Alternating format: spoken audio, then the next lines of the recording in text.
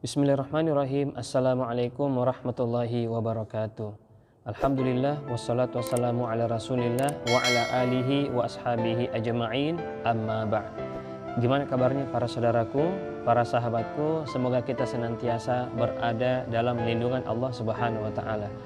Nah, untuk hari ini kita akan mencoba membahas tentang langkah-langkah apa saja yang mesti dilakukan agar taubat kita itu diterima oleh Allah Subhanahu wa taala. Nah, namun sebelumnya perlu dipahami bahwa setiap dosa yang dilakukan, sebesar apapun dosa yang dikerjakan, maka pintu tobat itu akan terbuka selebar-lebarnya. Dalam Al-Quran, dalam surah Az-Zumar ayat 53, Allah berfirman, A'udzubillahi minasyaitonirrajim, Bismillahirrahmanirrahim. Qul ya ibadiyalladzina asrafu ala anfusihim la taqnatu min rahmatillah Innallaha yaghfirudz dzunuba jami'a innahu huwal ghafurur rahim. Artinya, katakanlah kepada hambaku yang telah melampaui batas. Jadi luar biasa. Di sini bagaimana Allah Subhanahu wa taala memanggil bagi orang-orang yang melakukan pendosa, bagi orang-orang yang banyak maksiatnya dengan panggilan yang sangat indah, panggilan kasih sayang berupa hamba yang telah melampaui batas. Allah tidak mengatakan wahai para pendosa, wahai para pelaku maksiat, tidak. Tetapi Allah mengatakan qul ya ibadiyalladzina asrafu, katakanlah kepada hambaku yang melampaui batas. Artinya mereka itu pun masih dianggap sebagai hamba Allah Subhanahu wa taala. Nah, la taqnatu min rahmatillah, kata Allah, janganlah kalian berputus asa dari rahmat Allah. Artinya sebesar apapun dosa yang dikerjakan, sebanyak apapun dosa yang pernah diperbuat, la taqnatu min rahmatillah, jangan berputus asa dari rahmat Allah. Innallaha yaghfirudz dzunuba jami'a, karena sesungguhnya Allah itu mengampuni dosa-dosa semuanya. Innahu huwal ghafurur rahim, dan Allah itu Maha Pengasih lagi Maha Penyayang. Nah, terus apa saja yang mesti dilakukan agar taubat ya kita diterima oleh Allah Subhanahu wa taala? Yang pertama tahapannya yaitu mesti nadam. Apa itu nadam? Nadam itu artinya menyesal. Ya, mesti ada penyesalan dalam diri setelah melakukan dosa dan maksiat. Misalnya, ada orang telah minum minuman keras, lalu kemudian setelah dia sadar, ya dia menyesal gara-gara dia minum tadi, maka itu termasuk sebuah taubat kepada Allah.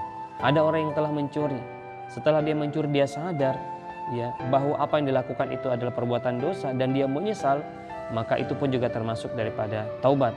Karena an-nadamu taubatun, menyesal itu adalah taubat.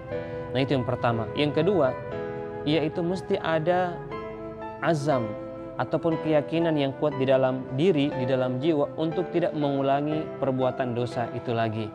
Ya, ketika ada orang yang sudah melakukan dosa, habis minum minuman keras, kemudian habis mencuri, habis menjudi, kemudian setelah itu dia menyesal dan berjanji untuk tidak mengulangi dosa itu lagi, maka itulah termasuk daripada ya taubatan nasuha, taubat yang akan diterima oleh Allah Subhanahu wa taala. Yang pertama menyesal, yang kedua ada keyakinan yang kuat di dalam diri, dalam jiwa untuk tidak mengulangi dosa itu lagi. Dan yang ketiga yaitu memperbanyak membaca istighfar. Ya, karena istighfar itu merupakan salah satu bentuk pengakuan atas dosa-dosa yang kita lakukan kepada Allah. Nah, ketika kita rajin membaca istighfar, maka Allah akan memberikan beberapa kemuliaan kepada kita. Misalnya dalam hadis disebutkan, ja'alallahu min kulli hammin faraja. Allah akan menjadikan hatinya itu lapang. Ya, hatinya itu luas, ya menerima segala ketentuan dari Allah. Yang kedua, ja'alallahu min kulli dhiqin makhraja. Allah akan beri jalan keluar dari setiap masalah yang ia hadapi. Dan yang ketiga, warazaqahu min haitsu la yahtasib. Allah pun akan beri dia rizki dari arah yang tidak disangka-sangkanya. Nah, kita tahu bahwa Rasul sallallahu alaihi wasallam beliau seorang nabi, beliau seorang rasul, beliau penutup para nabi dan rasul. Nah, beliau ini telah dijamin oleh Allah surga dan beliau maksum.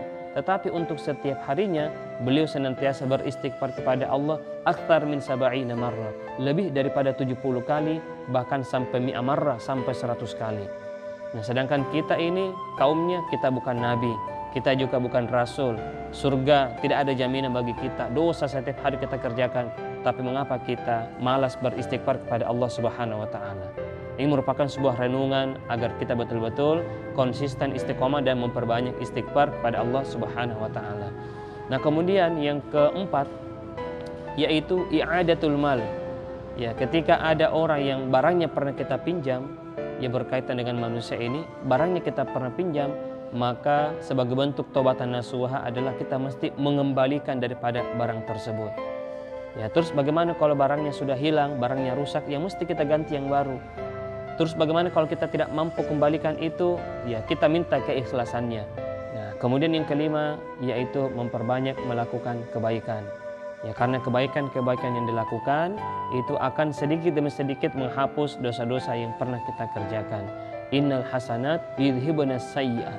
Artinya kebaikan-kebaikan yang dilakukan maka itu akan menghapus segala dosa-dosa yang pernah kita kerjakan. Nah, kaitannya dengan bulan suci Ramadan, nah di antara amalan ibadah yang bisa kita lakukan sebagai sarana penghapus dosa kita, yang pertama dengan berpuasa, yang kedua dengan senantiasa konsisten melaksanakan salat sunat tarawih. Nah, kalau kita lakukan dengan ikhlas, sungguh-sungguh mengharapkan diridhoinya Allah, maka dosa-dosa kita akan diampuni oleh Allah Subhanahu wa taala. Ya, saya kira inilah yang bisa kami bagikan. Semoga ada manfaatnya bagi kita semua. Terima kasih atas segala perhatian. Mohon maaf atas segala kekurangan. Wassalamualaikum warahmatullahi wabarakatuh.